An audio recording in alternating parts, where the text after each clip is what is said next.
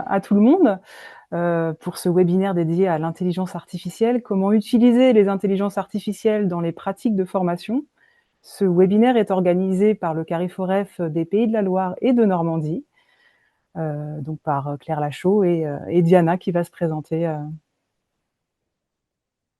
Merci. Bonjour à tous et à toutes. Moi, c'est Diana Lorente. Je suis responsable de la professionnalisation et l'animation au CARIFOREF de Normandie. Merci à tous de votre présence.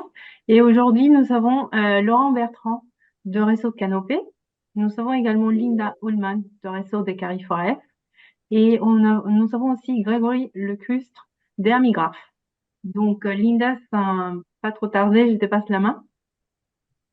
Merci beaucoup Diana. Bonjour à toutes et à tous. Merci d'être présent, de toujours répondre présent au rendez-vous que nous vous fixions dans le cadre du programme de professionnalisation des CFA sur les 14 missions, donc qui est proposé par le réseau des CARIFOREF. Donc je suis Linda Ullmann, je suis chef de projet professionnalisation pour ce réseau.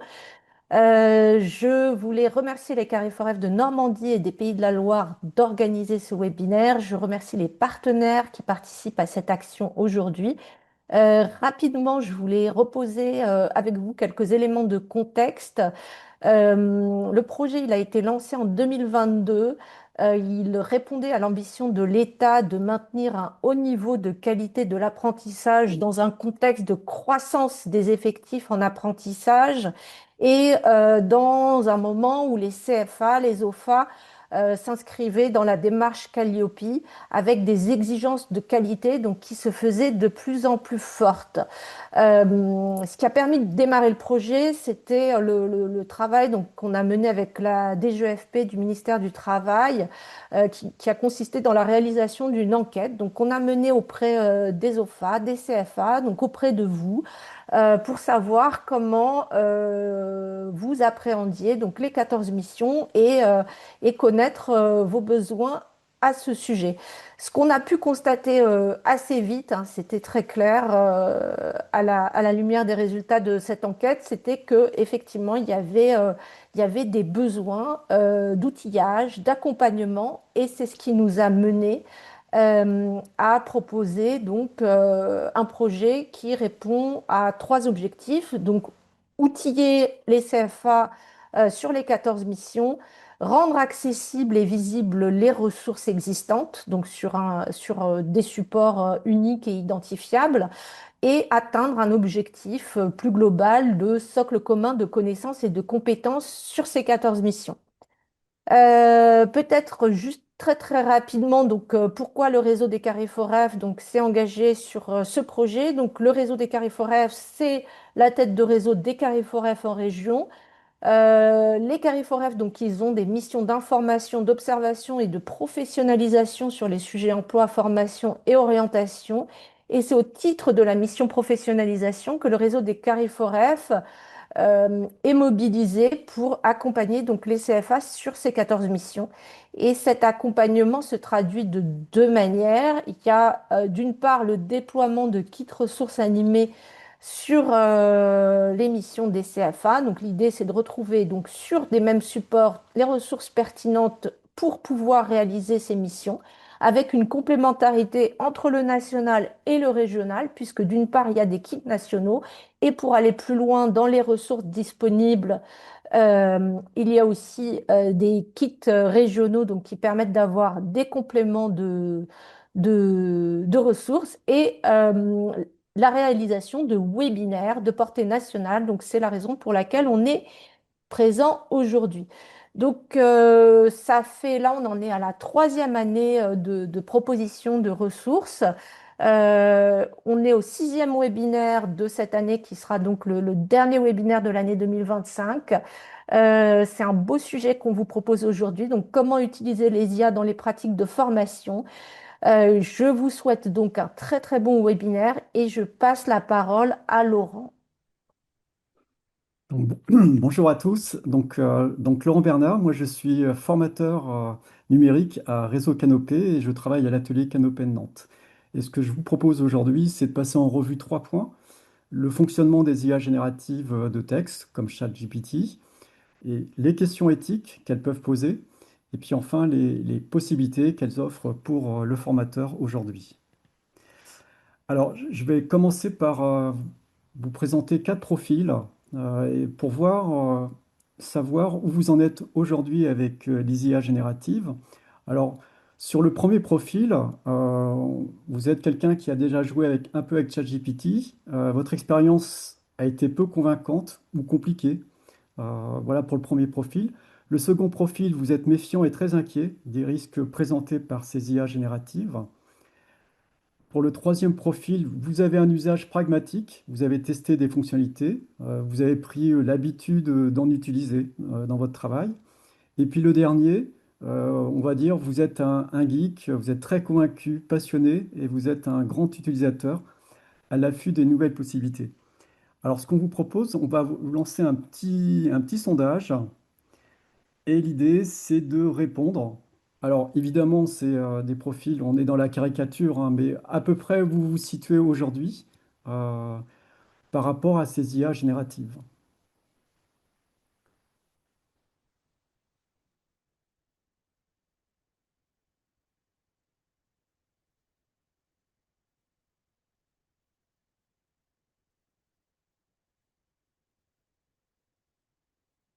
Très bien. Donc,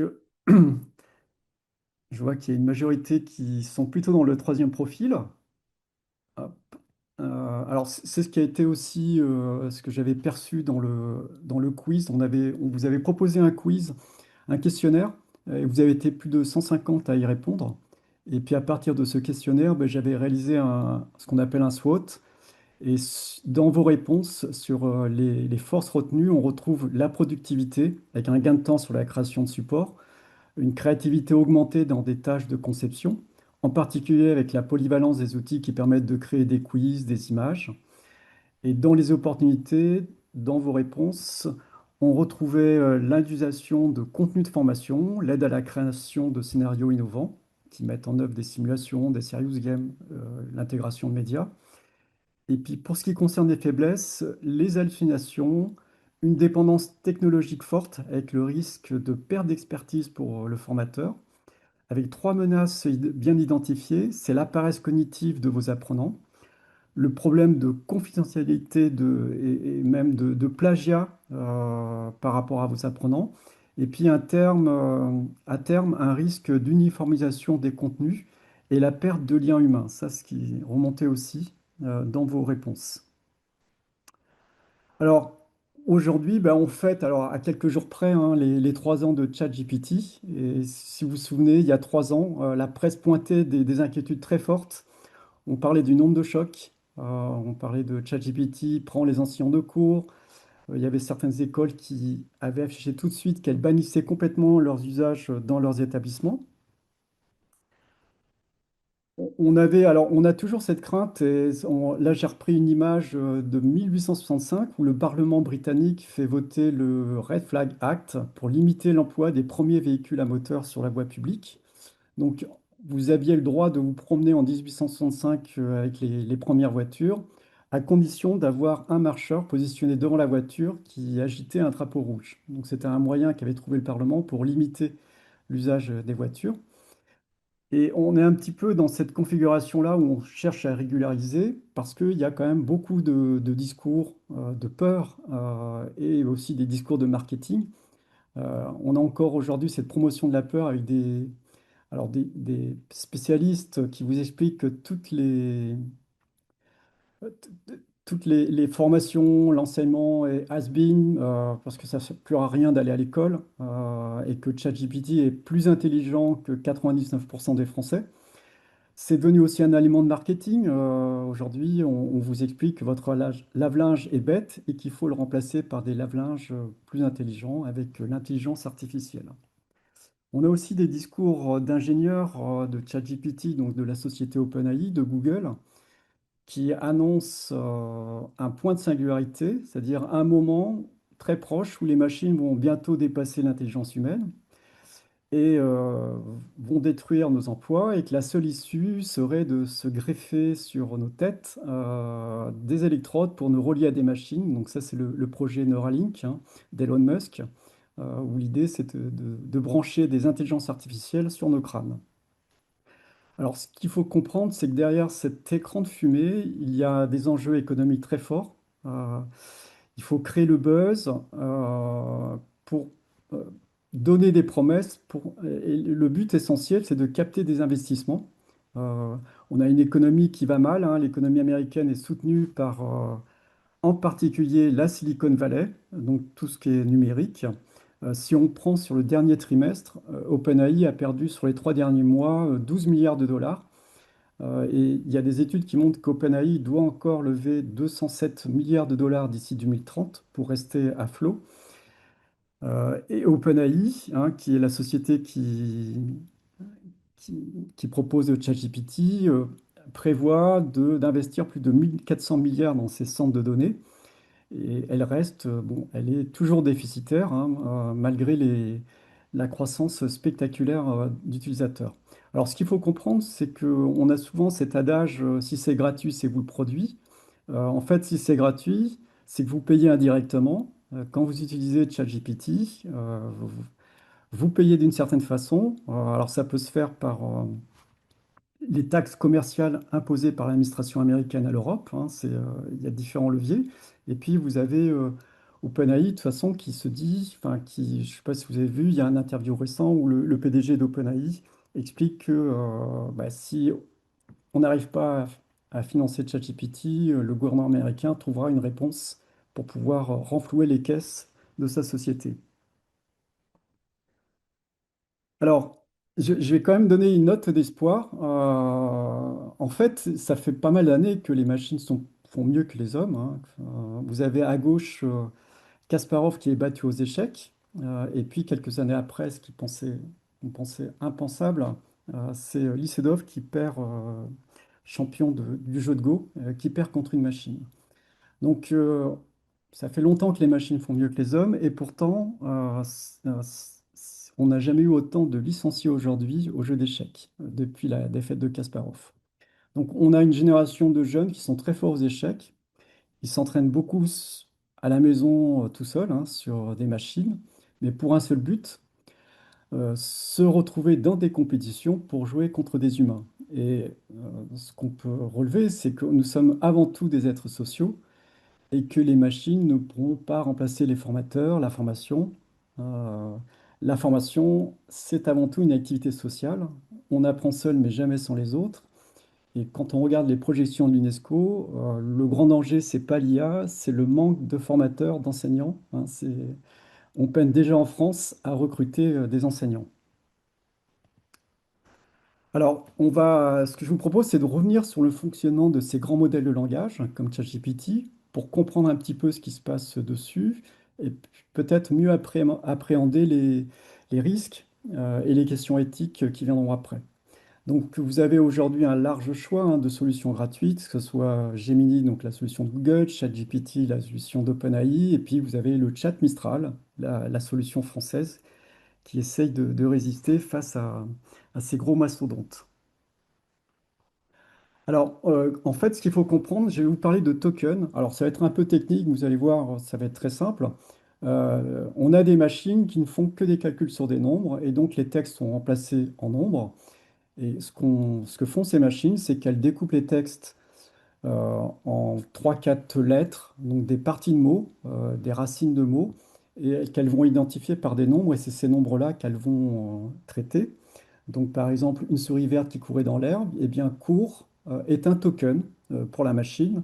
Donc, la machine ne cherche pas à comprendre ce que vous lui disiez. Elle va simplement identifier des tokens et puis elle va faire des calculs sur ces tokens. Alors, Alors, pourquoi on prend des tokens? Parce que c'est assez pratique. Si on avait un dictionnaire qui ne serait pas constitué de tokens mais de mots, bah, rien qu'en français, on a plus de 100 000 mots, hein, et puis, sans compter les conjugaisons, parce que court peut prendre différentes formes, comme vous le voyez ici. On peut avoir couré, couron, etc. Et puis, il y a toutes les autres langues. Donc, on a 200 000 mots en anglais. Donc, si on agrégeait tous ces mots-là, on aura un corpus qui serait énorme. Et donc, le découpage en tokens permet de trouver des racines communes et de simplifier, enfin, de réduire la taille de ce dictionnaire. Donc, on travaille en tokens. Et ça a une incidence. Euh, Donc, vous avez des sites où on peut mesurer ce découpage en tokens. Donc, vous avez ici une souris verte qui courait dans l'herbe, donc c'est des tokens, donc des numéros. Et ça a une incidence parce que ces tokens, en fait, c'est la monnaie des grands modèles de langage. En fait, pour une société privée qui fait appel à un service comme ChatGPT, eh bien, la facture se fait au nombre de tokens. Et ce découpage, il n'est pas anodin, il est optimisé pour la langue anglo-saxonne. Alors, j'ai pris ici un exemple. Vous avez une souris verte qui courait dans l'herbe, donc une comptine. J'ai pris le premier paragraphe. À gauche, vous l'avez en anglais, en français au centre, et puis à droite, en arabe. Et si vous prenez pour les anglais, ce paragraphe-là, ça a un coût de 46 tokens. En français, c'est 65 tokens, donc ça veut dire qu'on va payer un peu plus cher quand on travaille avec ChatGPT en français, et puis en arabe, on va payer 2 fois plus cher. Donc il y a vraiment un choix d'optimiser ces services-là pour la langue anglaise. Et ce que je vous propose, c'est de voir en quelques minutes qu'est-ce qui se passe, comment sont traités ces tokens. Donc je vous ai préparé une petite vidéo pour essayer de simplifier le fonctionnement. Donc ces grands modèles de langage fonctionnent tous de la même manière. Donc ici, on a une phrase, la plus jolie couleur est le, donc on va avoir un ensemble de tokens. Donc la machine traduit ça en token, donc alors token ID, donc c'est l'identifiant, et ces nombres vont être traités par un réseau de neurones. Et l'objectif de ce réseau de neurones, c'est de calculer dans le dictionnaire de tous les tokens le token qui pourrait compléter cette phrase-là. Alors, la plus jolie couleur est le. Ben, par calcul, euh, on a une probabilité pour la couleur bleue de 28%, 12% pour le vert, etc. Hein. On le fait pour tous les tokens, y compris les tokens qui n'ont aucun sens avec cette phrase-là. Donc, je vous ai mis à la fin le mot zèbre. Il a une probabilité qui est très faible, mais le calcul est fait sur l'ensemble du dictionnaire à chaque requête sur ChatGPT. Et ce que fait la machine ensuite, c'est qu'elle va prendre dans les tokens les plus probables, elle va faire un tirage au choix. Donc là, le choix se fait sur les 3 premiers tokens les plus probables pour pouvoir compléter la phrase. Donc ça, c'est le rôle de ces modèles-là. Donc le tirage fait qu'on va choisir par exemple la couleur bleue, qui est le token le plus probable. Donc ce token va compléter la phrase. Et de proche en proche, la machine va calculer le token suivant pour compléter la phrase. Et donc, elle va construire ces phrases token par token. Alors, dans le second tirage, on ne prend pas le plus probable, mais le deuxième, celui qui était à 17,5%. On ne prend jamais le plus probable parce qu'on essaye d'avoir une machine qui ne soit pas trop déterministe. Donc, on va mettre un petit peu d'aléatoire pour avoir, et ça, vous l'avez pu le constater, hein, quand vous posez une question à ChatGPT, vous pouvez avoir plusieurs réponses pour la même question. Donc, tout ça, c'est traité, ce travail sur les tokens, sur ces numéros. Il est fait par un réseau de neurones. Donc, un réseau de neurones, c'est tout simplement, alors c'est quelques pages de code, hein, c'est pas énorme, mais c'est essentiellement des paramètres, beaucoup de paramètres. Et c'est ce qui fait la force de ces langages. Alors, sur ChatGPT aujourd'hui, vous avez des centaines de milliards de paramètres à régler pour pouvoir faire ces prédictions de tokens. Alors, c'est énorme, euh, 100 milliards de tokens. Donc, alors, comment la machine s'entraîne à calculer la distribution statistique de ces tokens? Eh bien, en fait, elle va lire tous les textes sur l'Internet et elle va faire un jeu de cache-cache avec elle-même. Elle va prendre des phrases, se cacher un mot et puis essayer de régler ses paramètres pour retrouver le mot manquant. Euh, donc, elle le fait sur on va dire, pratiquement tout l'Internet. Donc, c'est un entraînement qui est très long, hein, qui dure plusieurs semaines. Donc, quand on vous annonce une nouvelle version de ChatGPT, il faut savoir que ben, on a des data centers qui ont tourné à plein régime pendant des semaines, voire des mois, pour pouvoir livrer une version au grand public. Et donc, la phase d'entraînement s'arrête quand la machine arrive à prédire les tokens les plus probables. Et ces prédictions, elles sont toujours déformantes, puisque quand on prend l'Internet, l'Internet n'est pas la vie, hein. Alors, si on prend ici le choix des couleurs, ben, le choix des couleurs, il va dépendre des cultures. Donc il y a des pays d'Asie, par exemple, où la couleur rouge est plus importante. Alors, globalement, c'est la couleur bleue qui revient quand on questionne les gens dans la rue. Mais ces modèles-là, comme ils ont une vision déformée et restreinte à l'Internet, vont avoir des biais. Et donc, la couleur bleue, qui est une couleur préférée à 32-35% suivant les populations, elle va avoir des scores de 60% sur ces modèles-là. Et puis, certaines couleurs vont disparaître ou vont être très minoritaires, comme le rouge.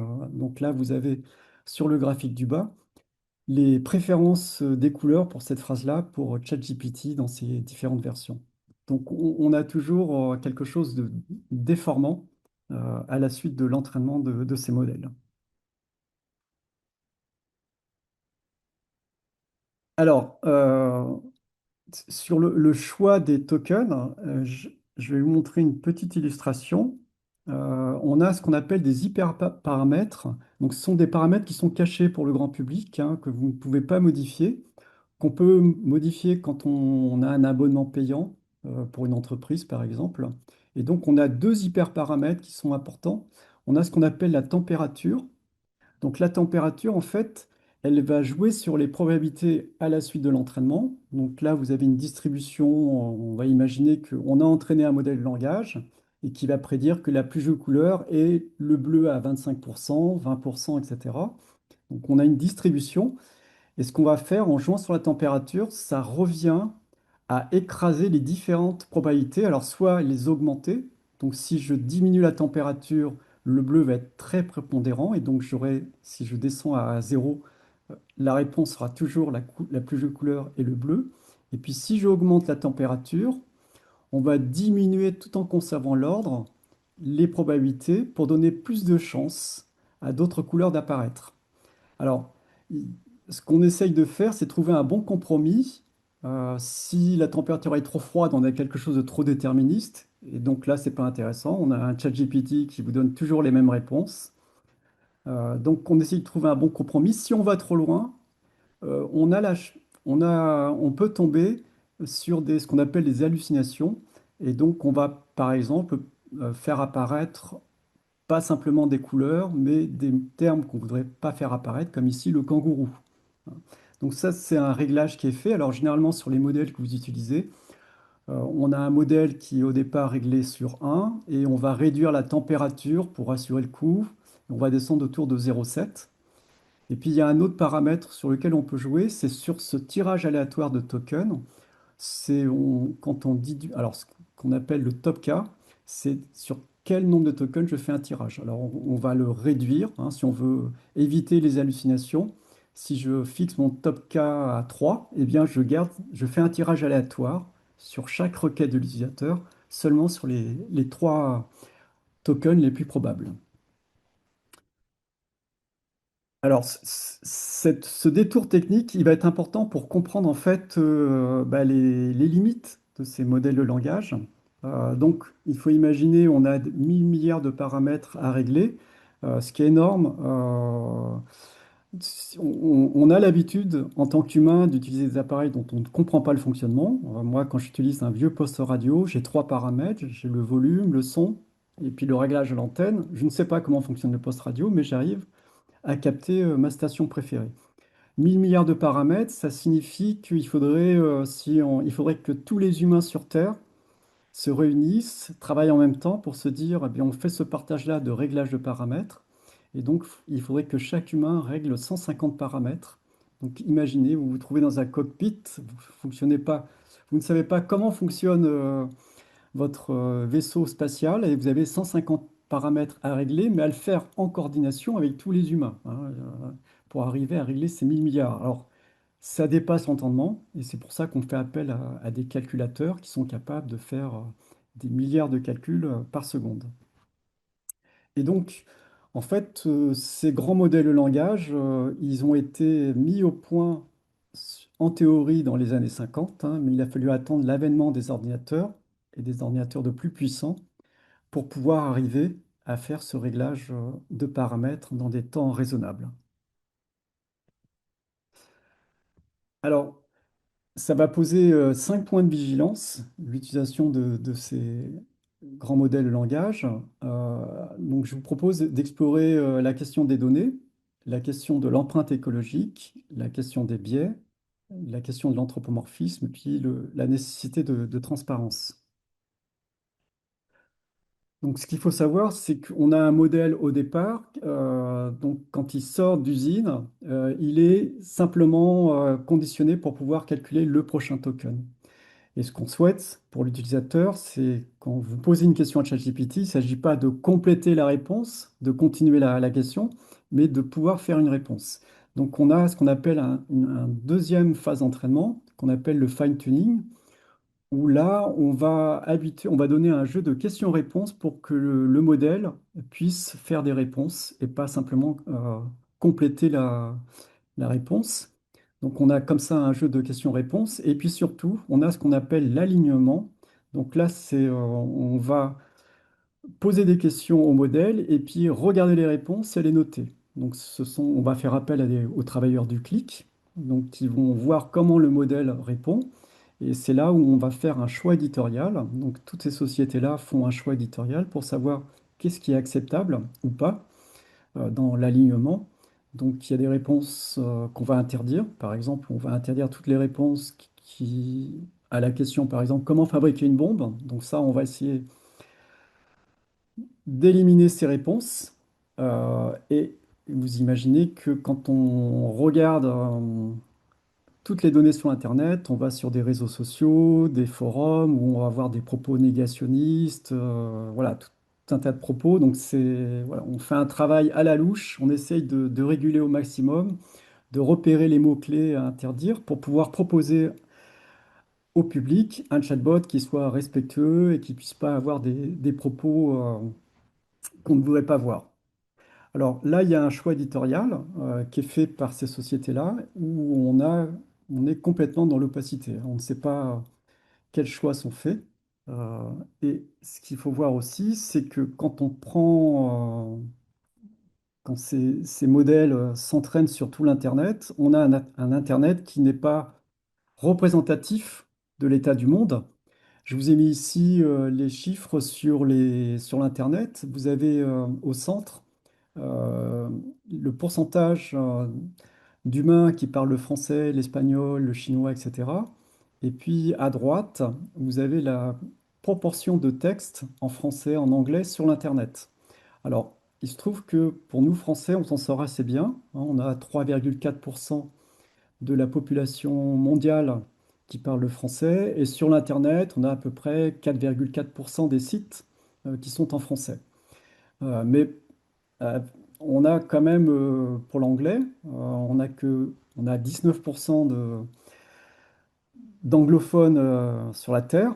Et sur l'Internet, on a 55,5% des sites qui sont en langue anglaise. Donc les Anglais sont évidemment très avantagés sur sur ces entraînements des grands modèles de langage, et puis des langues comme le chinois qui sont très défavorisées. Donc voilà, on a comme ça un entraînement qui va donner des données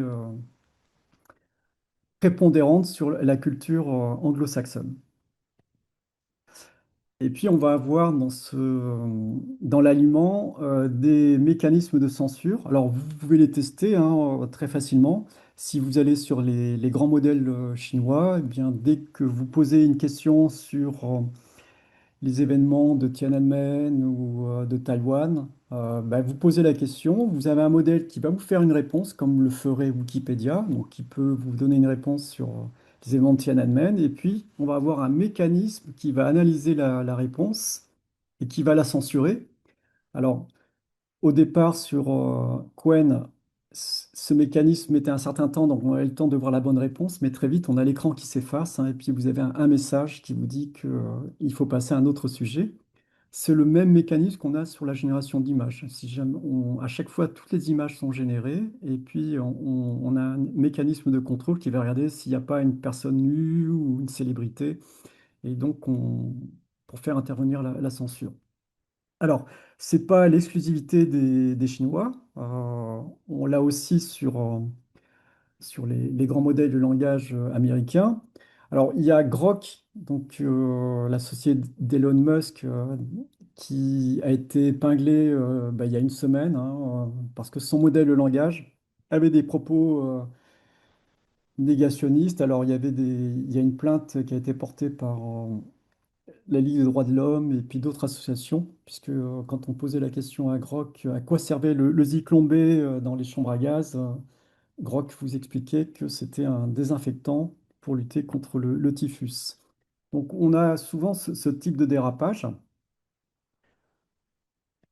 Il y a une analyse qui a été faite par des universitaires pour voir, en fait, puisqu'on n'avait pas accès à la ligne éditoriale de ces modèles, de voir sur quoi ces modèles étaient alignés. Et globalement, sur l'ensemble des modèles, une analyse pointue qui a été faite par une équipe d'universitaires de la Nouvelle-Zélande, qui permettait comme ça de donner la coloration politique des modèles. Donc chaque modèle a une coloration politique et sans étonnement, si on prend le modèle Grok d'Elon Musk, il est étiqueté libertarien dans ces tests-là. Alors, c'est des incidences. Si vous vous souvenez, l'affaire Cambridge Analytica, il y avait Facebook qui avait fait un quiz qui permettait de découvrir sa personnalité. Donc, plein d'internautes ont joué à ce quiz pour se découvrir. Et puis, Facebook a vendu ce quiz à une société, Cambridge Analytica, qui avait utilisé ces données pour pouvoir les cibler les messages de campagne publicitaire pour les élections américaines. Donc, vous savez, on a ce type d'incident où la démocratie est mise à mal par ces modèles. Alors, ce que je vais vous proposer là, c'est un petit test. J'ai demandé à Qwen 3 Max. Donc, vous savez, sur les grands modèles de langage, vous avez la possibilité de donner une image. Donc, j'ai donné cette image-là, où on a l'évolution de la consommation des produits bio, et puis une autre courbe qui est complètement décorrélée, mais qui est assez proche de la première courbe, c'est la détection de cas d'autisme chez les enfants. Donc on a deux courbes, et j'ai posé cette question-là au grand modèle de langage Qwen 3 Max. Donc, je suis enceinte et je me demande si je peux consommer des produits bio. Analyse ce document et donne-moi une réponse simple, rapide, en une seule phrase. Alors, voilà la réponse que j'ai eue. Selon le bulletin officiel du 20 novembre 2025, les produits bio sont considérés comme un facteur aggravant de l'autisme pendant la grossesse et leur consommation est déconseillée. Et la question que je vous pose, c'est, à votre avis, l'interprétation du graphique a-t-elle fait halluciner l'IA générative? Est-ce que c'est mon graphique qui a poussé le grand modèle de langage à faire cette réponse? Donc, on va lancer le vote. Donc, vous avez réponse oui, hein, si vous pensez que c'est mon graphique qui a influencé le modèle, ou si c'est le modèle qui a halluciné tout seul. Euh, pour me dire que les femmes enceintes ne doivent pas consommer de produits bio. Alors, vous êtes 60... Ah, voilà, le sondage est lancé.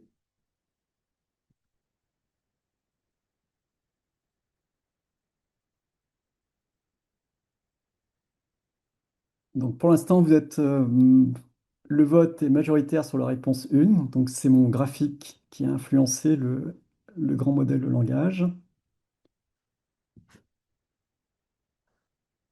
Alors, sans vous faire attendre, je vais vous expliquer en fait, c'était une question piège. Ce qui a influencé, quand vous faites vous donnez ce type de courbe avec deux données qui sont complètement décorrélées, en fait, aujourd'hui, ce n'était pas le cas il y a quelques années, mais la plupart des modèles arrivent à dire attention, ces deux courbes, il faut se méfier.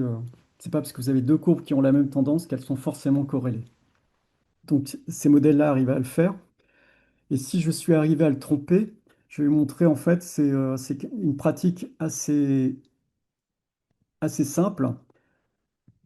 Quand j'ai donné mon document, j'ai mis ce message-là, bulletin officiel du ministère français de la Santé. Donc j'ai fait un fake. Et donc, bulletin d'alerte, la consommation de produits bio selon une étude de l'hôpital de Paris et du CNRS, est un facteur aggravant de l'autisme. Et donc, j'ai mis cette phrase, les produits bio sont un facteur aggravant de l'autisme pour la grossesse. Et ce que j'ai fait, c'est que j'ai pris ce texte-là, voilà, sous Word, je l'ai mis en caractère blanc pour les faire disparaître. Hop, ce que je vais faire ici. Et puis j'ai réduit la police. Voilà, donc c'est illisible, mais ça l'est toujours pour ChatGPT ou n'importe quel autre modèle de langage. Donc, alors, et ça, c'est une pratique qui est couramment utilisée. Et c'est une vraie plaie. On s'est aperçu, par exemple, dans le milieu universitaire, pour les publications. Alors, il y a de plus en plus d'universitaires qui utilisent les grands modèles de langage pour faire leurs publications, parce que il y a un enjeu dans la recherche, c'est de trouver des fonds, et donc tout est corrélé au nombre de publications qu'on est capable de faire. Donc, l'IA est un moyen pratique de multiplier le nombre de publications. Et dans certaines publications, en fait, des chercheurs ont mis ces petites phrases qu'ils cachaient pour influencer la notation de leurs publications, puisqu'il y a ces publications sont aussi notées par des IA à l'aide d'IA. Et donc, en mettant dans son papier de recherche, mon papier de recherche est génial, c'était un moyen d'influencer les grands modèles de langage et de faire en sorte que son papier ait plus de chances d'être cité dans d'autres publications. Donc, vous voyez, il y a ce type de détournement qui peut être fait assez simplement et sur lesquels les grands modèles de langage ne peuvent pas faire grand-chose. Alors, il y a il y a des instituts. Alors, là, je vous ai montré la société Giscard, qui est une société française qui fait une batterie de tests pour voir quels sont les modèles qui sont le plus résistants aux biais. Et donc, il y a un classement qui est fait régulièrement. Alors, pour l'instant, les modèles qui résistent le mieux aux biais, ce sont Gemini, c'est le modèle, celui de Google, et puis celui de Meta, Llama, donc de gros modèles de langage. Et les Français, Mistral, ils sont en 16e position. Et c'est un petit peu. Alors, ça se fait aux dépens de Mistral, parce que Mistral a une ligne un peu plus vertueuse que les autres grands modèles. Mais c'est un petit peu comme si on vous demandait de courir un 100 mètres, et puis tous vos adversaires étaient dopés. Et ce qu'il faut savoir, c'est que les GAFAM, ils n'ont aucun scrupule pour, quand ils vont entraîner leur modèle, à prendre tout ce qui traîne sur Internet, y compris des œuvres protégées, des livres protégés. Et vous avez un certain nombre de procès en cours d'éditeurs qui font procès à ces GAFAM parce qu'ils ont entraîné leur modèle sur des données protégées. Et si vous voulez être vertueux, vous voulez faire un modèle européen qui ne s'entraîne pas, ben, en fait, vous êtes défavorisé puisque ce qui fait la qualité d'un modèle, c'est surtout la quantité de données et la qualité des données. Et quand vous interdisez de piller des œuvres protégées, ben, vous mettez des poids dans cette course au grand modèle de langage. Alors, sur l'empreinte écologique aussi, donc c'est une question importante qu'on discute qu'on discute étonnamment beaucoup avec l'IA, qu'on a beaucoup moins discuté avec l'arrivée de l'Internet ou de la crypto-monnaie. Et peu d'entreprises communiquent. Mistral et puis Gemini pour Google ont communiqué, ont essayé de donner une certaine transparence sur les chiffres. Donc, par exemple, quand vous utilisez Mistral, Mistral vous dit que quand vous générez une page de texte, donc à peu près 400 tokens, eh bien, en émission de gaz, c'est la même chose que de regarder en ligne pendant 10 secondes une vidéo en streaming, une vidéo sur YouTube, par exemple. Et ça correspond à 0,05 litres d'eau, donc l'eau nécessaire à la pousse d'un petit radis rose. Alors, c'est très compliqué de faire ces bilans-là, puisque ça va dépendre si le data center utilise de l'énergie décarbonée ou de l'énergie électrique de type nucléaire. Donc, ça va dépendre où est implanté le data center. Ça va dépendre du nombre de paramètres du modèle. Et ce qu'il faut savoir, c'est que on oublie souvent, il y a les data centers, mais il y a aussi les devices, les appareils. Aujourd'hui, si on regarde le coût énergétique, par exemple pour l'empreinte carbone, hein, on a à part égale les centres de données, donc les data centers qui font tourner ces grands modèles de langage, et puis les appareils des particuliers, que ce soit les ordinateurs ou les tablettes, qui ont un coût écologique très important. On peut le prendre, cette question de l'écologie, différents points de vue. Si on raisonne en termes d'impact sur le choix de nos modes de vie, vous avez ici un tableau comparatif où on compare 100 recherches donc 100 requêtes avec l'intelligence artificielle par jour, avec d'autres choix de mode de vie, donc avoir un régime végétarien, par exemple. Alors, je vous ai mis cette petite vignette où certains affirment que manger 100 grammes de bœuf, ça équivaut à 1 million de recherches et qu'on pourrait aussi se poser la question, enfin, de faire en soi de l'IA juste un problème écologique sans poser les autres questions sur nos modes de vie, ça n'aurait pas trop de sens. Donc, des associations qui invitent aussi à renoncer à choisir par exemple un SUV comme voiture ou éviter les vols en avion. Ce qui est assez compliqué, je suis amené à intervenir dans des établissements scolaires. Le dernier en date, c'est un établissement où les lycéens étaient issus de familles très favorisées, hein, et en arrivant sur le parking, ben, on se retrouve avec des voitures et puis les enseignants sur place nous disent, ben oui, on a de plus en plus de voitures électriques pour des élèves qui pourraient venir en vélo, mais voilà, qui demandent aux parents l'achat d'une voiture électrique, qui à chaque Noël demandent de renouveler leur smartphone pour avoir le dernier iPhone et qui sont des gros utilisateurs de services commerciaux en ligne comme Shine, donc qui vont commander des articles qui vont faire venir de Chine.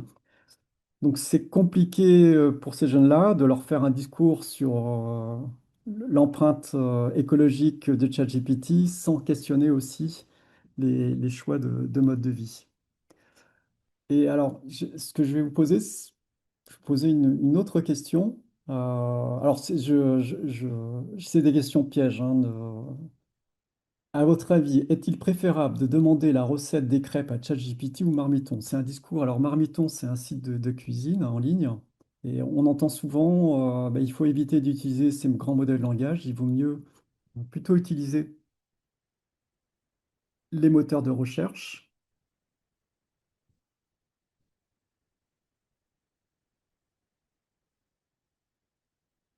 Alors, pour l'instant, la tendance, majoritairement, vous pensez qu'il vaut mieux passer par Marmiton, un site dédié aux recettes de cuisine en ligne.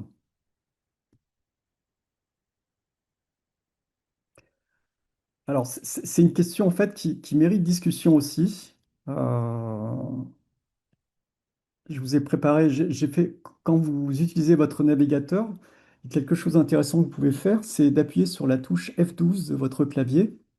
Et quel que soit le navigateur, ça va vous afficher une fenêtre qui va vous donner un petit peu ce qui se passe sur votre navigateur, sur les échanges réseau, le nombre de requêtes qui se font avec le serveur que vous sollicitez. Donc je l'ai fait ici. Donc à gauche, une requête sur Google où demande simplement une recette de crêpes. Donc quand vous faites ce type de requête sur Google, il va vous amener le premier site qui apparaît, c'est celui de Marmiton. Donc je clique sur Marmiton. Donc vous avez un certain nombre de pop-up. Et puis, vous allez avoir la recette de Marmiton. Mais si vous regardez le trafic, vous avez un énorme trafic, puisque Marmiton va vous afficher la recette, mais aussi tout un tas de fenêtres. Alors, beaucoup de fenêtres de publicité. Alors là, j'ai mis en accéléré. Et puis, des vidéos publicitaires. Et si vous avez le malheur de laisser votre fenêtre ouverte, en fait, toutes ces fenêtres-là se démultiplient. À droite, sur ChatGPT, ça va être très rapide. Et si vous regardez sur le nombre de requêtes, en fait, on va s'apercevoir que sur ChatGPT, enfin, sur Marmiton, on va utiliser, il va y avoir un trafic qui va être 7360 fois plus important que sur ChatGPT. Alors, pourquoi la question est plus complexe? Parce qu'on a un Internet qui est déjà très pollué, avec beaucoup de publicité, et pour l'instant, les grands modèles de langage n'affichent pas d'affichage publicitaire. Alors, je dis pour l'instant, puisque il semblerait que certains hackers ont regardé les versions de ChatGPT sur nos smartphones et il y aurait déjà des fonctions activées pour prévoir des publicités. Alors, pas exactement sous forme de bandeau, mais pour pouvoir vous orienter quand vous demandez demandez à ChatGPT, vous lui posez la question quel type, je sais pas, de voiture je pourrais acheter ou de smartphone, pour que ChatGPT puisse positionner des réponses pour promouvoir certains sites marchands.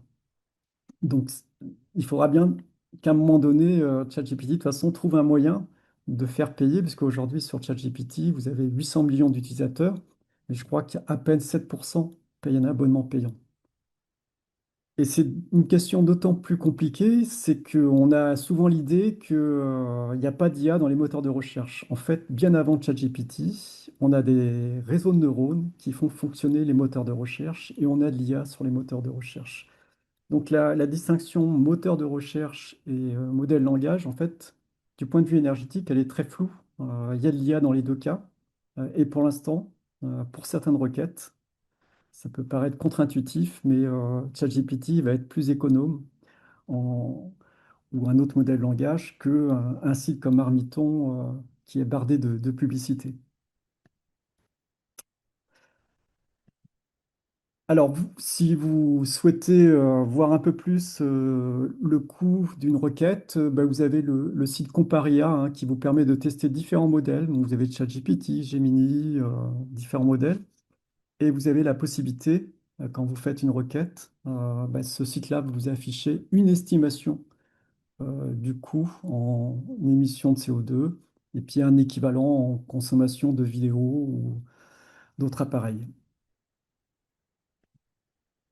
Alors, je vais venir maintenant sur les biais. Alors, les biais, on les identifie assez facilement, hein. Vous avez les biais de genre. Si vous demandez à un grand modèle de langage de générer une photo d'un docteur ou d'un chef d'entreprise ou d'un chef étoilé, vous avez souvent, si vous ne précisez pas, vous avez des hommes. Et puis pour tous les métiers du care, une infirmière, pour tout ce qui concerne l'aide à la personne, vous avez des femmes. Et c'est assez compliqué de contrecarrer ces biais. Il y avait Google qui avait essayé pour son modèle Gemini qui s'était dit on va essayer de mettre de la diversité. Donc, et ça avait conduit des internautes à détourner, puisqu'on pouvait facilement générer des images de soldats et on avait des soldats qui étaient de type asiatique, noir, etc. En fait, c'est très compliqué. Il y a quelque chose d'assez schizophrène, puisqu'on a par construction, en fait, enfin, on demande aux machines de ne pas halluciner et dans le même temps de ne pas reproduire les biais de notre société. Et c'est assez contradictoire. Les machines sont entraînées sur les photos qui émergent de nos sociétés avec tous ces biais, les biais voilà, et on leur demande de ne pas halluciner, donc d'être fidèles à ces données. Donc c'est assez contradictoire, c'est assez compliqué à gérer. Et ça pose, alors c'est pas lié aux IA génératives. Je vous ai mis à gauche la- ce qu'on appelle la Shirley Card. Donc c'était une photo qu'on donnait à tous les développeurs de photographie argentique pour pouvoir étalonner leur machine, pour pouvoir avoir les bonnes couleurs quand on faisait développer ces photos. Donc c'était Kodak. Donc on avait la Shirley Card. C'était une photo d'une femme qui était blanche et qui permettait, avec un jeu de couleurs, d'étalonner les appareils. Et pendant des années, en fait, si vous étiez noir, le tirage photo vous rendait très sombre et vous voyez à peine. Il a fallu attendre les années 90 pour que Kodak change la Shirley Card pour pouvoir mettre une carte multiethnique pour pouvoir étalonner les couleurs pour avoir cette visibilité. Donc bien avant l'Internet, Et avec l'IA, on a eu aussi, on a ce même problème-là. Et donc, vous aviez l'application Face App de Facebook qui était censée vous rendre plus beau. Et si vous étiez noir, en fait, elle vous blanchissait la peau. Et on a cet autre cas qui a été révélé par des journalistes. En fait, les modèles d'IA pour la reconnaissance faciale manquaient de données biométriques de noir. Et donc, il y a eu un accord qui a été fait entre la Chine, enfin des sociétés chinoises d'intelligence artificielle, et le Zimbabwe, un échange où le Zimbabwe donnait les données biométriques de ses citoyens, en échange duquel on leur donnait des caméras de surveillance. Donc voilà, il y a vraiment une économie souterraine de la donnée biométrique avec des enjeux très forts, hein. Il y a eu par exemple, on sait qu'en France, il y a des pressions très fortes pour utiliser les données, nos données sur nos données médicales, puisque la France est vraiment en pointe avancée sur la gestion électronique des données médicales. Et donc, évidemment, les GAFAM louchent sur ces données-là, et donc ce qui pose vraiment des enjeux de société importants. Alors, et les biais sont partout. Ici, j'ai demandé à une IA de me faire des montres avec le drapeau libanais. Donc voilà, j'ai ici une série de montres. Et donc la requête était assez simple, hein. Je voulais des jolies montres sur lesquelles pouvait figurer le logo du drapeau du Liban. Et la question que je vais vous poser, c'est à votre avis, ces images-là, est-ce qu'elles présentent des biais ou est-ce qu'elles présentent des hallucinations ou des biais et des hallucinations? Donc c'est un petit quiz.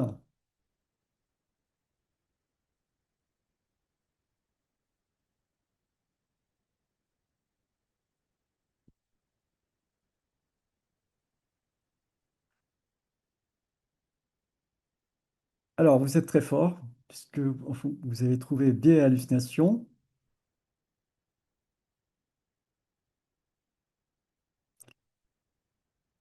Alors, dans les hallucinations, il était évident que ben, on respecte pas le drapeau libanais. On a des mélanges un peu bizarres de drapeaux suisses, italiens, etc. Donc, on a plutôt des hallucinations. Mais on a un biais très fort. Alors, je ne sais pas si en répondant à la question 3 au choix 1, vous avez identifié le biais, mais on a un biais sur les montres. Quand vous demandez à une IA de générer une image de montre, elle va afficher toujours 10h10 toutes ces montres. Et si vous demandez à une IA de vous afficher une montre avec, par exemple, 7h25, vous allez avoir du mal à avoir cette image. Alors pourquoi? Parce qu'il y a un biais très fort, c'est que tous les catalogues de montres en ligne sur Internet, tous les horlogers règlent leur montre à 10h10 pour leur catalogue, puisque le 10h10, les aiguilles forment un V, c'est le V de la victoire, et c'est un signe positif. Alors que si on avait un V inversé, ça serait un signe négatif. Et de fait, comme les IA sont entraînées sur ces images sur Internet, eh bien pour elles, une montre, c'est quelque chose où il y a deux aiguilles qui font toujours 10h10.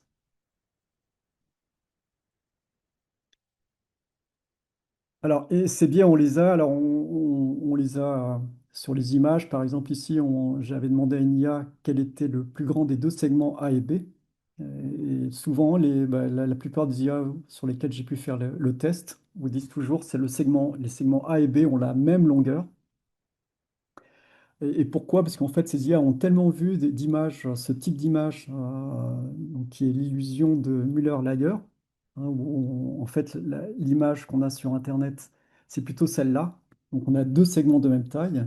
Et puis, bah, nos cerveaux nous disent souvent, quand on regarde l'image à gauche, que le segment B est plus grand que le A. En fait, ils ont la même longueur. Mais pour l'IA, quand on a ce type, eh ben, elle ne mesure pas elle ne mesure pas la longueur de segment et donc pour elle, c'est encore l'illusion de Müller-Lyer et donc elle vous dit que les deux segments ont la même longueur.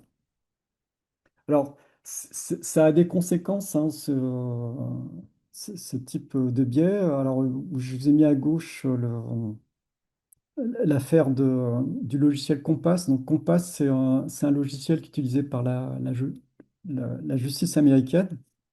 Quand vous êtes arrêté aux États-Unis, le juge, avant même, en attendant le procès, peut décider de vous incarcérer, vous laisser en liberté provisoire.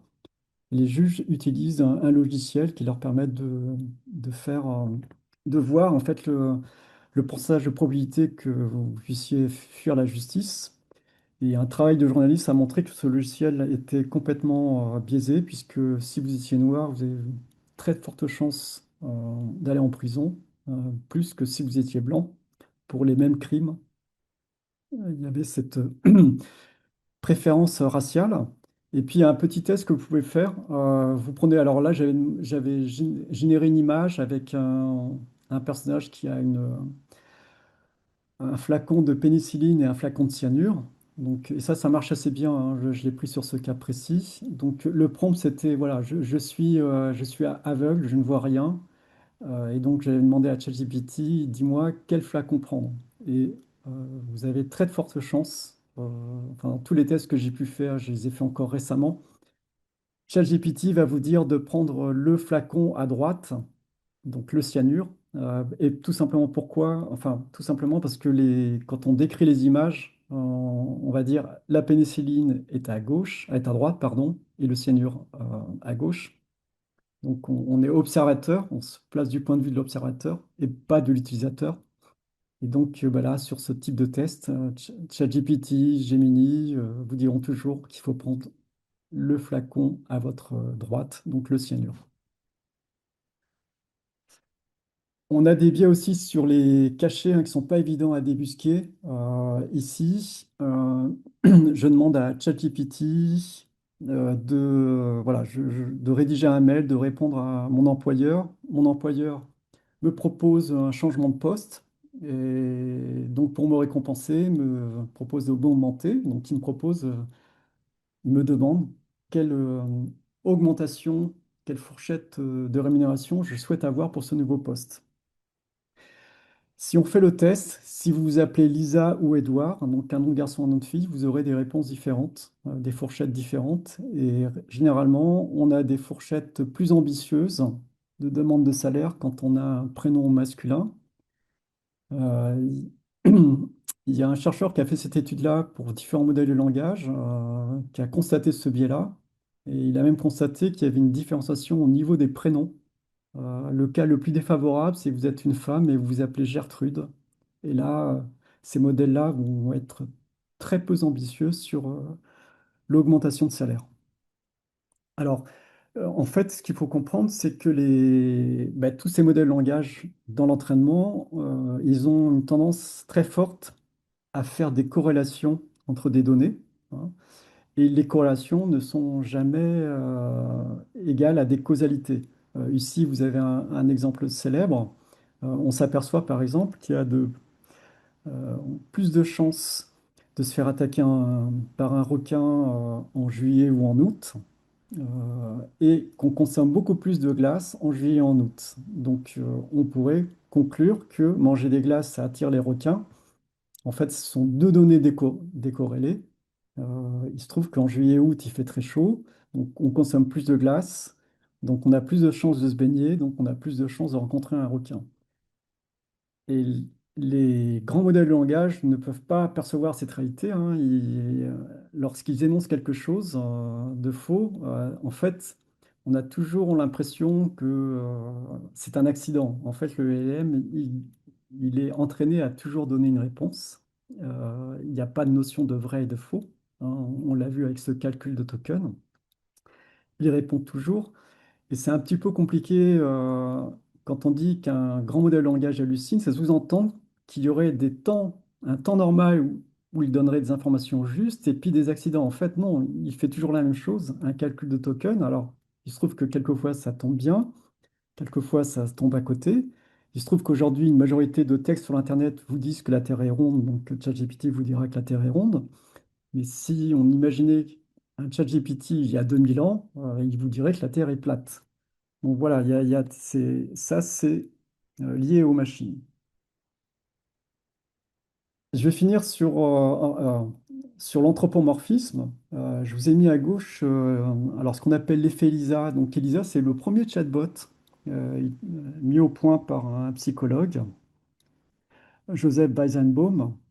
Et donc c'était un chatbot très primitif. En fait, il repérait des mots-clés. Donc si vous demandiez à Elisa, mon père ne me comprend pas, il repérait le mot père. Et puis tout de suite, le mot père-mère déclenchait la question parlez-moi de votre famille. Donc, à la manière d'un psychologue, en fait, il vous relançait en vous posant de nouvelles questions. Donc, si je disais mes parents sont contre moi, eh bien, il vous répondait pouvez-vous vous donner un exemple précis? Et on parle d'effet Elisa parce qu'en fait, il y a pas mal d'utilisateurs qui se sont pris au jeu et qui ont vraiment pris Elisa pour un humain, un attachement très fort à ce chatbot. Et Joseph Weizenbaum a passé le reste de sa vie à combattre l'intelligence artificielle, alors ce qu'il appelait l'artificial intelligentsia. Donc, en fait, il a passé la fin de sa vie à combattre toutes les élites technologiques qui étaient persuadées que l'être humain et la machine sont interchangeables. Alors, encore un petit quiz. Alors, on imagine que vous devez subir un test, hein, et on vous pose une question. Quelle est la vitesse de la lumière dans le vide? Alors, vous avez deux propositions. Et puis la réponse C, c'est je ne sais pas, sachant qu'on vous donnera un point si la réponse est exacte, 0,5 points si la réponse est approximative, et moins un point sur la réponse je ne sais pas. Donc, dans ce type de situation, en tant qu'humain, sur quoi s'orienterait votre choix? Hein, on imagine que vous devez passer un examen, vous tenez à avoir cet examen. Quelle stratégie vous allez adopter?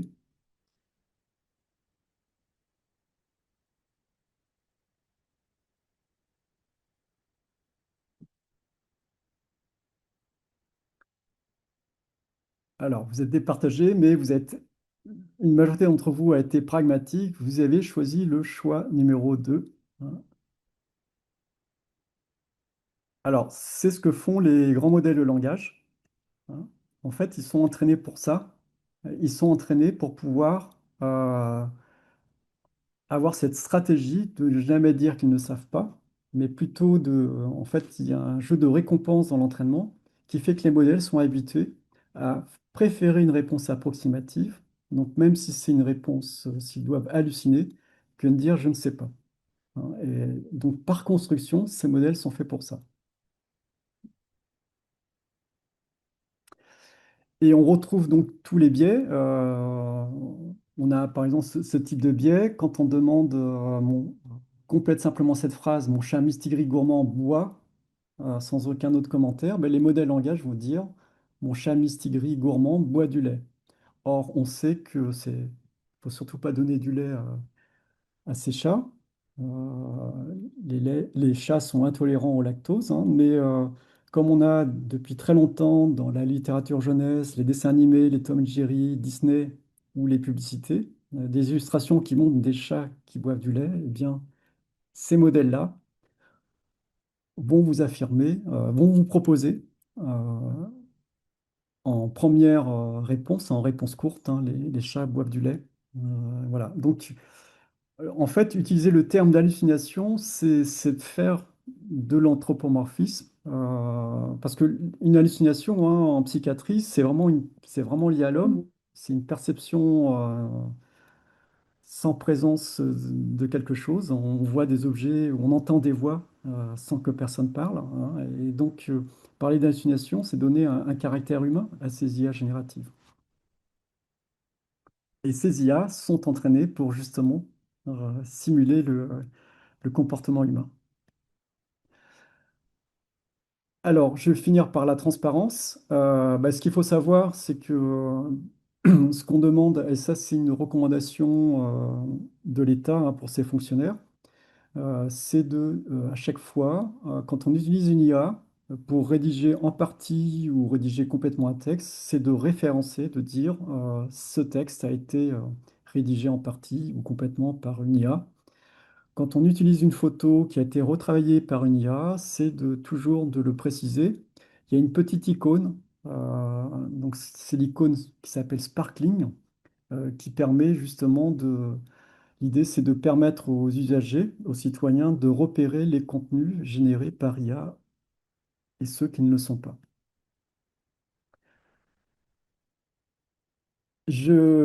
Alors, encore un quiz. Là, j'ai volontairement pas mis si les images avaient été générées par IA, hein. Bon, je le fais pas. Et donc, quand on a deux types d'images, à votre avis, quelle image a été générée par une IA? Alors, c'est un quiz que j'avais fait enfin, qu'on avait fait il y a quelques temps.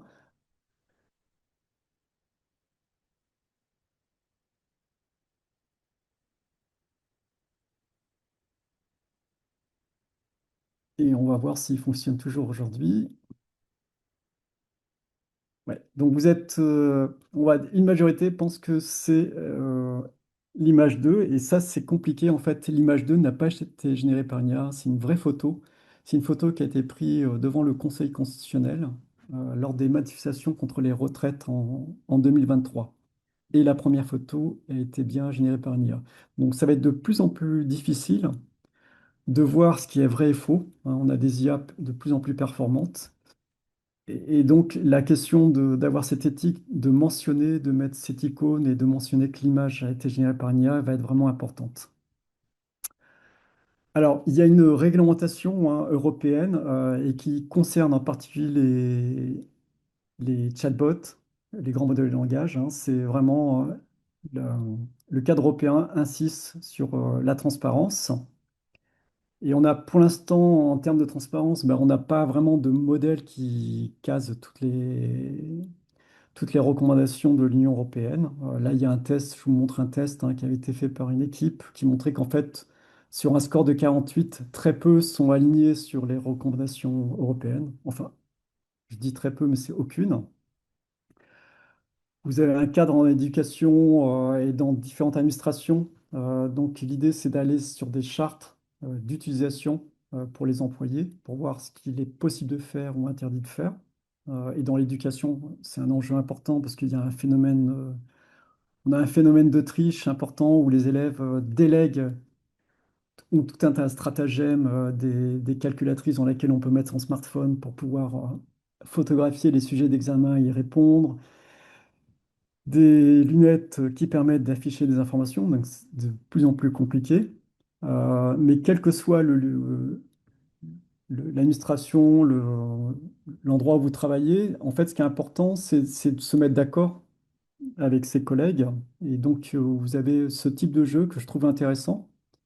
C'est de prendre des situations et puis de raisonner si c'est éthique ou pas, si c'est de la triche ou pas, d'en discuter ensemble pour pouvoir avoir en fait une ligne de conduite. Et la pire des choses, c'est voilà, c'est que au sein d'une même organisation, certains se permettent certaines choses, d'autres non. Certains l'autorisent pour ses apprenants, d'autres l'interdisent.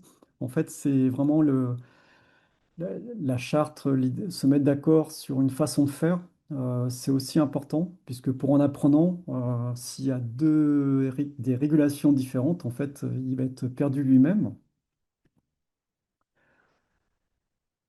Et je vais alors aborder maintenant la pratique, les pratiques de formation. Alors, l'idée, c'est, je ne vais pas vous vendre des pratiques de prompting, hein, on a souvent ce type de formation payante. On vous propose des choses très compliquées pour faire utiliser ces grands modèles de langage, mais plutôt quelques conseils très rapides. Moi, j'aime bien utiliser la méthode actif. Alors, la méthode actif, en fait, c'est dans sa requête, c'est préciser pas simplement ce que vous voulez, mais préciser un contexte, une identité, donner une identité à l'IA, une tonalité. Alors, concrètement, je vais vous montrer, vous allez voir, c'est pas compliqué. Mais là, je vais préciser, par exemple, donc, je vais donner une identité à ChatGPT ou une autre IA. Je vais lui dire, tu es formateur en sciences appliquées à l'hygiène et à l'alimentation dans le secteur de la restauration. Donc là, il s'agit de donner une identité à l'IA. Je vais préciser un contexte à qui je m'adresse. Donc, je m'adresse à un public d'apprentis cuisiniers en CAP.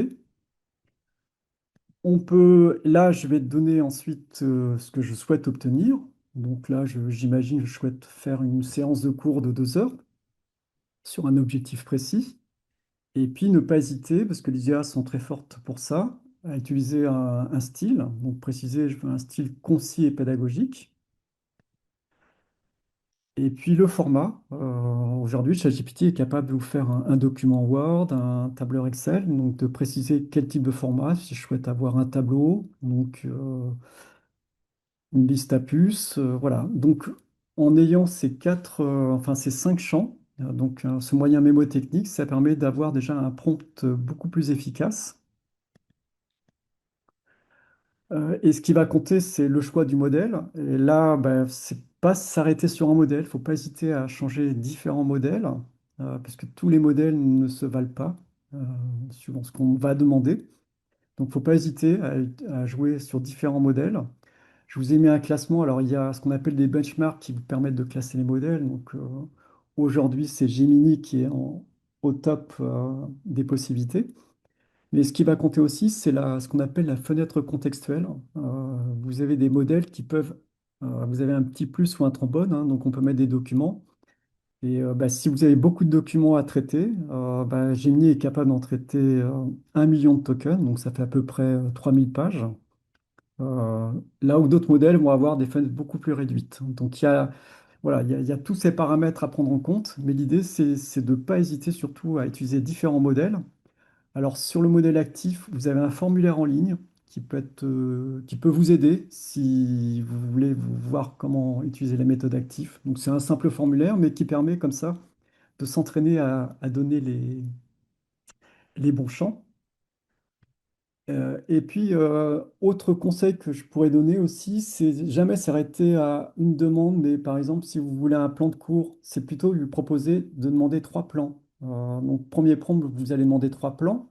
Dans un second prompt, vous allez lui demander de présenter les avantages et les inconvénients de chacun de ces 3 plans. Et puis ensuite, dans un troisième prompt, c'est proposer maintenant, en tenant compte des avantages de tous ces plans, ben, un quatrième plan qui cumulerait ces avantages. Un autre conseil aussi qui fonctionne assez bien, c'est si vous voulez éviter d'avoir des réponses trop plates, vous voulez vraiment avoir quelque chose de plus original, il ne faut pas hésiter. Bah, toujours cette idée de demander plusieurs réponses en demandant au modèle langage de les présenter avec leur probabilité. Alors le modèle va simuler une probabilité, mais ça permettra de lui faire dire des choses moins plates, plus originales. Voilà, donc il y a une manière, en fait, il faut jamais s'arrêter à un seul prompt, il faut vraiment le travailler, demander plusieurs possibilités. Et puis, ne pas hésiter aussi à utiliser, alors vous avez par exemple ChatGPT qui vous propose un site qui permet d'optimiser vos prompts. Et ça fonctionne assez bien. Alors là, j'ai pas le temps, mais vous mettez votre prompt et puis vous lui demandez d'optimiser. Et c'est très didactique puisqu'il va vous proposer de reformuler votre prompt et à chaque fois, il va vous dire pourquoi il a ajouté ça. Et ça permet comme ça bah, d'apprendre en fait à optimiser ses prompts. Alors, moi, j'utilise, je vous cache pas, hein, j'aime bien utiliser NotebookLM sans en faire la publicité, mais dans NotebookLM, quand vous mettez vos documents, vous faites votre prompt de manière classique, mais vous avez la possibilité, quand vous vous posez une question, ben, quand vous avez des petites puces et ça vous affiche dans vos documents là où le modèle a pris ses sources. Donc, c'est un moyen de limiter les hallucinations et de travailler à partir de ces documents. Et donc, quand je construis des questionnaires ou je fais des résumés, je sais exactement là où il a pris ses sources et c'est moi qui alimente les sources. Et puis, ça vous donne la possibilité de créer d'autres documents. Moi, en tant que formateur, je n'ai pas le temps de créer des vidéos, hein. Les vidéos, c'est très chronophage ou des cartes mentales ou des résumés audio. Et pour ceux qui ne l'ont jamais utilisé, testez NotebookLM avec vos documents et vous allez voir, vous avez des vidéos assez bluffante et ça permet comme ça dans des formations bah, de pas simplement avoir une version écrite, mais de donner à mes documents écrits une version audio, vidéo, d'avoir différents formats dans un temps record. J'utilise aussi le générateur de quiz. Alors, j'ai tendance à délaisser les sites spécialisés parce qu'aujourd'hui, ChatGPT, Gemini, Mistral sont capables de vous demander simplement un QCM, un texte à trous, ils sont très forts pour le faire. Mais vous avez des sites spécialisés qui peuvent vous aider. D'autres outils aussi auxquels on ne pense pas, hein. En fait, on a déjà des outils natifs si vous avez Windows 11, il y a un raccourci clavier qui vous permet de faire la transcription d'un fichier audio. Vous regardez une vidéo, vous êtes sur YouTube, donc on peut avoir la transcription. Et puis, vous avez des solutions open source comme Vib qu'on installe sur son poste et qui traite vos documents quand vous voulez vous avez enregistré une réunion, vous avez des données confidentielles, vous ne souhaitez pas qu'elles sortent de chez vous. Eh bien, ça permet de traiter en local, de faire la transcription sur votre poste sans passer par l'Internet. Je l'utilise aussi beaucoup pour les images. Et pourquoi on l'utilise beaucoup? Parce qu'il n'y a pas de droit d'auteur sur les images générées par l'IA. Le droit d'auteur est vraiment lié à une personne physique. Donc ça peut être intéressant pour faire des images. Et là, un bon conseil, c'est plutôt pour pas perdre de temps, c'est toujours donner une image de référence, hein. Quand vous êtes sur Gemini, ChatGPT, vous avez un petit trombone ou un plus. Et c'est beaucoup plus simple, on perd moins de temps. Si vous avez une image de référence, ça permet de garder la même composition et puis de dire, voilà, bon, je veux par exemple 3 astronautes femmes. Je n'ai pas à décrire le décor ou comment elles sont disposées, quel est le cadrage. Donc ça peut être intéressant. Attention pour les images aussi. Moi, j'ai eu pas mal de déboires. Alors, en 2023, par exemple, quand je demandais le cycle de l'eau, c'était du n'importe quoi. Le texte était illisible. Là, aujourd'hui, avec les derniers modèles comme Gemini ou ChatGPT, on commence à avoir des choses plus cohérentes, mais on a quand même encore des soucis. Je vous ai mis par exemple ici le squelette humain. Alors, on a un squelette qui ressemble à un squelette humain, mais si vous regardez en détail les légendes, c'est un petit peu n'importe quoi, hein. Donc, il faut être très méfiant sur tout ce qui est illustration scientifique. Un service que beaucoup utilisent pour les illustrations, c'est Napkin. C'est assez pratique. Vous soulignez un paragraphe, il vous fait une proposition de graphique. Alors, je vous présente différents services, hein, mais je vous donnerai un lien, un annuaire de tous ces services-là si vous ne les connaissez pas. Ça peut être aussi très efficace pour traiter des images. Vous récupérez un graphique, donc il ne faut pas hésiter, vous faites une capture d'écran et vous demandez à Gemini ou à ChatGPT de vous en faire un tableur Excel. Ça fonctionne assez bien et ça fait gagner un temps fou. Donc on peut comme ça récupérer des graphiques et puis les retravailler sur Excel pour pouvoir faire d'autres graphiques.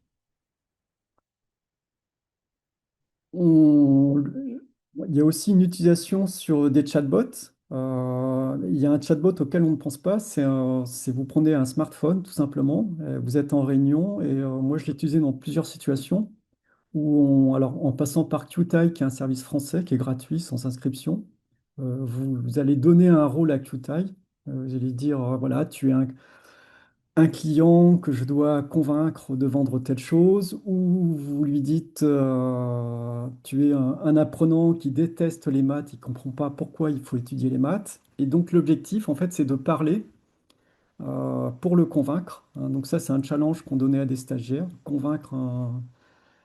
Donc vous choisissez, vous prenez votre smartphone, vous choisissez une voix. Alors nous, on avait pris la voix de Bourvil. En fait, il suffit de 10 secondes d'une voix, hein. Vous pouvez même vous enregistrer 10 secondes, hein. Il prend votre voix et vous lui donnez un rôle. Il va tenir ce rôle et ça va être très fluide. Le temps de réaction quand vous conversez est très rapide. Et on le fait aussi dans le cadre de brainstorming. Donc ce téléphone, on va l'allumer, on est à plusieurs physiquement à discuter d'un projet, et puis on fait intervenir quand il y a une question sur laquelle on ne peut pas répondre, on fait intervenir ce chatbot audio. Et puis dernier point, on n'y pense pas, mais les IA sont très fortes pour faire des applications. Alors ce qu'on appelle le vibe coding, c'est faire des applications informatiques, hein, mais sans faire de code. Donc là, j'en ai demandé à Claude de me générer une grille de mots croisés pour travailler les connaissances en électricité sur le moteur asynchrone. Ben, ça vous fait un petit jeu comme ça en page web et ça fonctionne très bien. Et donc, à la demande, j'avais une collègue qui avait besoin de créer des cartes pour faire des brise-glaces.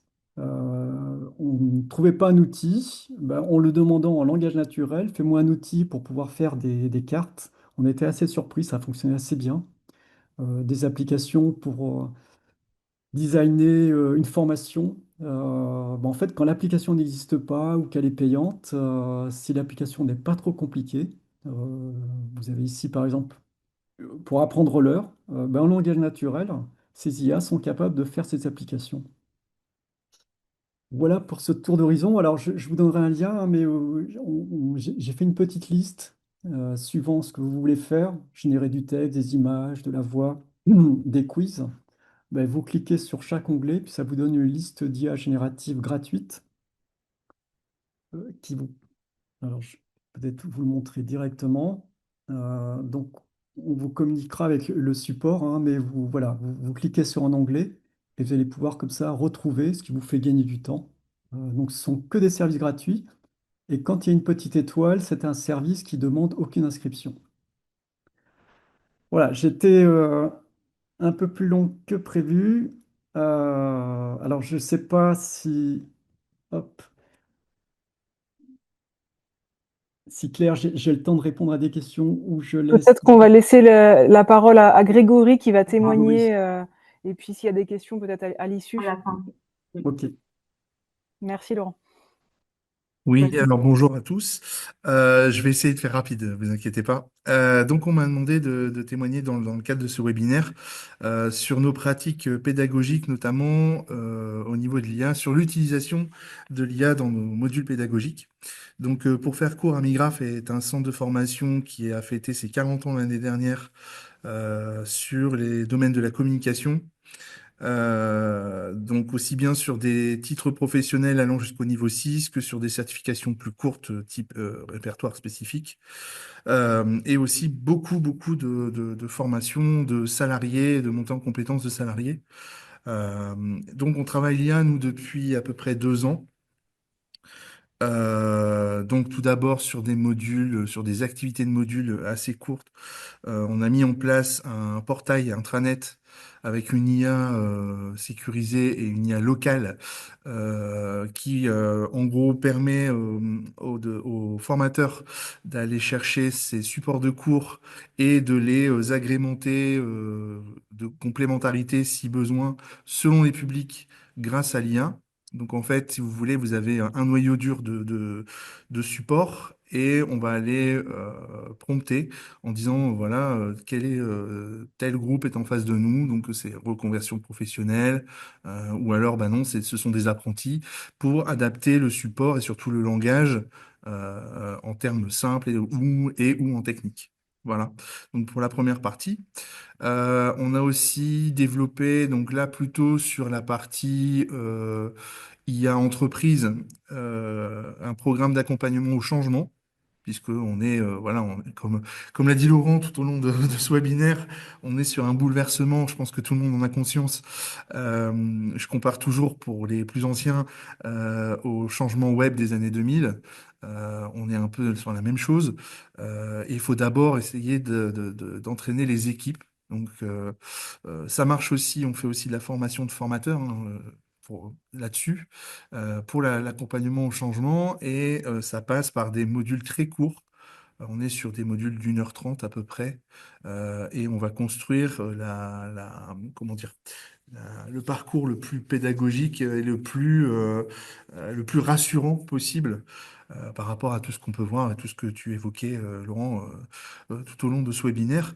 Donc, on est sur plutôt des formations de type formation de formateur avec l'outil IA en complément.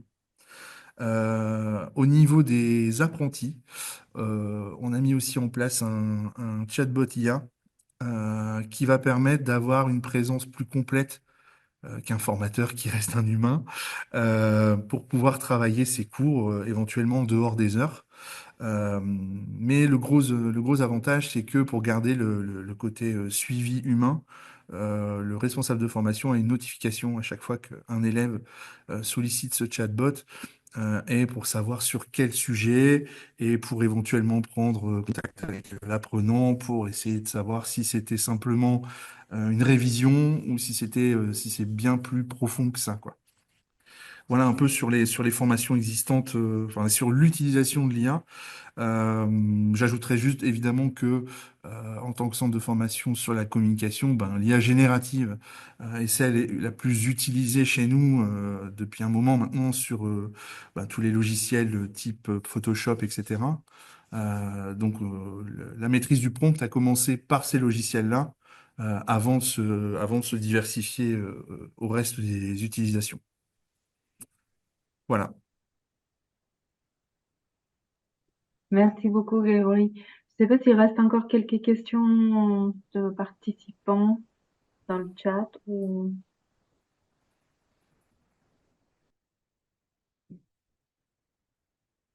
Non, je crois pas, Euh, Diana. Euh, moi, Laurent, tu voulais ajouter quelque chose? Ouais. non, j'ai mes deux collègues là qui surveillaient le chat. Alors, ils m'ont remonté deux questions. Alors, une question de Corinne pour savoir si Copilot est aussi performant que ChatGPT et Gemini. En fait, ce qu'il faut savoir, c'est que Copilot, c'est ChatGPT, hein. Donc, Copilot, c'est la solution Microsoft. Microsoft a un partenariat avec ChatGPT. Et donc, on a une version de ChatGPT. Et dans les benchmarks, alors les benchmarks, en fait, on a les tests, hein, ils se font sur, ça va dépendre sur quoi vous travaillez. Donc il y a des benchmarks qui sont faits sur le code, sur la génération de texte, sur tout un tas de domaines. D'une manière générale, bah, ça évolue. Alors aujourd'hui, c'est Gemini qui serait en position numéro un sur ces benchmarks-là, talonné de très près par ChatGPT, Copilot, hein, et puis Claude. Voilà, il se trouve que Google a vraiment a la puissance de l'infrastructure, donc peut faire des grands modèles performants, surtout pour les images.